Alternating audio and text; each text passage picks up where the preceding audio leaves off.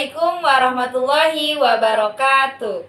Perkenalkan, saya Ade Anggraini dan saya Siti Laila Sakinah. Kami mahasiswi STKIP Ar-Rahmaniyah, Prodi Pendidikan Guru Sekolah Dasar. Semester 6B Malam akan memberikan pemaparan tentang satu tokoh ilmuwan modern dan satu tokoh ilmuwan klasik pada masa peradaban Islam.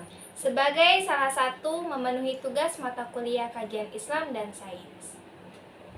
Yang pertama, tokoh ilmuwan klasik yang bernama Al-Khwarizmi atau Bapak Algoritma dan penemu aljabar.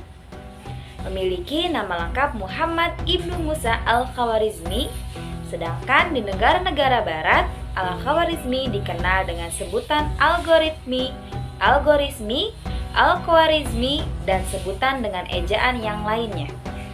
Al-Khwarizmi lahir sekitar tahun 780 Masehi di Khwarizm.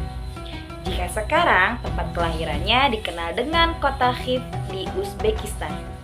Beliau diperkirakan hidup di masa Khalifah Abbasiyah Al-Ma'mun, Al-Mutashim, dan Al-Watsik, yang dikenal sebagai masa keemasan ilmu pengetahuan di daerah Arab berkat translasi buku dan ilmu pengetahuan ke dalam bahasa Arab.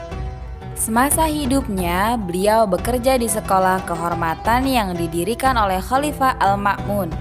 Di sanalah beliau banyak menulis berbagai gagasan dan mempublikasikan buku ilmu pengetahuan baik di bidang matematika, astronomi, sejarah maupun geografi, termasuk mempelajari terjemahan literatur Sanskerta dan Yunani. Karya pertama beliau dipublikasikan dalam buku Al-Jabar, Alkitab Al-Mukhtasar fi Hisab Al-Jabar wal Muqabbalah. Buku tersebut merupakan buku pertama yang menjelaskan solusi sistematik dari linear dan notasi kuadrat. Dari karya tersebutlah beliau dijuluki sebagai Bapak Al-Jabar. Selain itu, buku tersebut juga membawa kontribusi dalam kebahasaan. Kata Al-Jabar berasal dari kata Al-Jabar yang tercantum di dalam bukunya.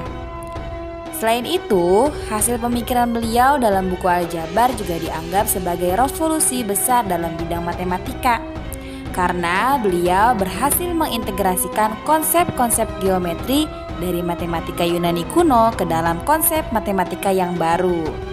Melalui pemikirannya tersebutlah menghasilkan sebuah teori gabungan yang memungkinkan bilangan rasional, irasional, dan besaran-besaran geometri diperlakukan sebagai objek-objek aljabar.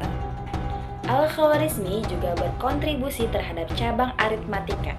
Hasil pemikirannya mengenai bidang ini dituangkan dalam karyanya yang berjudul Kitab Al-Jama'ah wal Tafriq bi Hisab Al-Hind.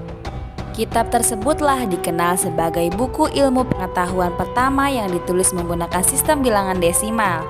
Teori yang dibahas dalam buku tersebut merupakan titik awal penyeimbangan ilmu matematika dan sains. Dari buku tersebut jugalah cikal bakal dari algoritma muncul.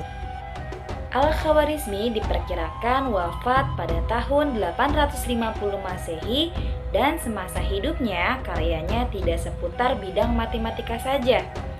Namun, banyak bidang dari ilmu pengetahuan yang ikut terpengaruh dari hasil pemikirannya tersebut. Yang kedua, tokoh ilmuwan modern yang bernama Jamaluddin Al-Afghani. Ia lahir pada tahun 1839 Masehi di Afghanistan dan ia meninggal dunia pada tahun 1897 Masehi di Istanbul. Jamaluddin ialah pemimpin pembaharuan Islam yang tempat tinggal dan aktivitasnya berpindah-pindah dari satu negara ke negara yang lain. Pengaruh pemikiran dan pembaharuannya yang paling besar dan nyata ialah di Mesir. Oleh karena itu, meskipun masa kecilnya dihabiskan di Afghanistan, perjuangannya lebih banyak di Mesir, Hijaz, Yaman, Rusia, Turki, Inggris, India, dan Perancis. Jamaluddin merupakan seorang yang sangat cerdas. Dalam karirnya, Jamaluddin pernah menjabat sebagai Perdana Menteri di Afghanistan. Tetapi saat itu Inggris mencampuri masalah politik dalam negeri. Ia pun meninggalkan Kabul dan pergi ke India. Di India ternyata juga sudah diintervensi Inggris sehingga ia berpindah ke Mesir pada tahun 1871 Masehi. Di antara karya-karya Jamaluddin Al-Afghani yang pernah ditulis adalah sebagai berikut. Yang pertama, Ar-Raddu A'lad Dahriyin tentang jawaban kepada kaum ateis. Yang kedua, tentang Qada dan Qadar.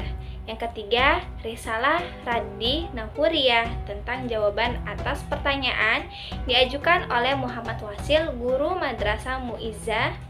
Yang keempat, Falsafah Syahadat Hadrat Sayyid Al-Syuhda tentang filsafat. Yang kelima, Mubahasat Al-Ernest Renan dan Tawafuk Islam tentang kumpulan percakapan antara Jamaluddin Al-Afghani dengan Renan tentang Islam.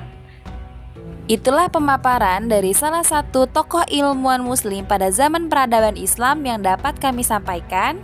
Kurang dan lebihnya mohon maaf. Wassalamualaikum warahmatullahi wabarakatuh.